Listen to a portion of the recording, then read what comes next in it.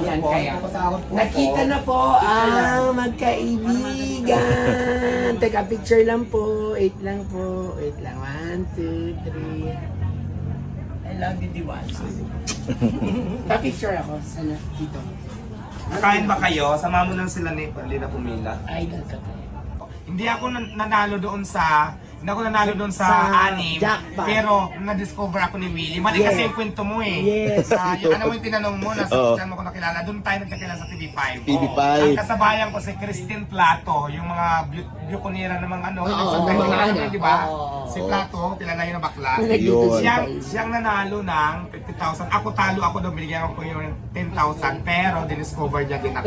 Yung mga time ba na may kondo ka dito sa may, nung pumunta pa ako sa iyo eh. Oo, di ba? Pumunta pa ako sa iyo, alam mo nga, nagkikwentuhan tayo eh. Pag sabihin mo nga, hindi mo alam. Alam mo yun.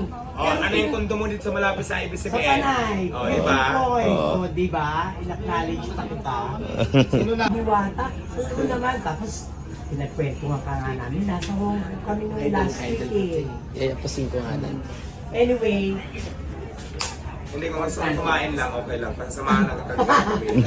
hindi kita. I'll do it for you. I'm gonna do a script I'm sorry for that ha. Pero thankful talaga ako nung kumain ako kahit wala Hindi, ka. okay lang. In-acknowledge mo kami.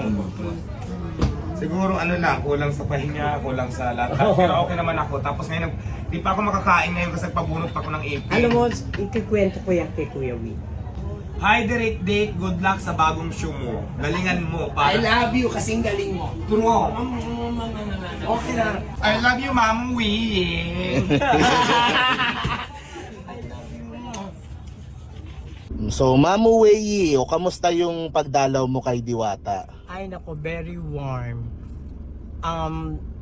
Na-proud talaga ako sa kanya. Kaya ako dumalaw sa kanya. Hindi sa pakikisakay ako sa popularity niya, 'di ba? Pero na-feel ko naman sa puso ni Diwata na na-miss niya rin ako. At alam ko, nararamdaman ko na happy siya talaga sa nangyayari sa buhay niya. And likewise, I'm so happy. I'm so proud. I love you, Diwata. I hope Yan, anong wish mo para kay Diwata?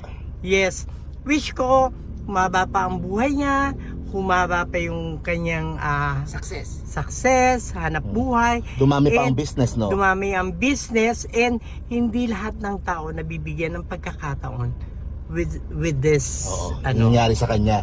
Okay. So, wag niyang sayangin, no? Kumbaga, Yeah. ano niya, palaguin niya at pagyamanin pa niya. Exactly, pagyamanin mo, namin mo ng husto. I love you, Diwat. Thank you. Thank you, Mark. Salamat, Mamu Wei.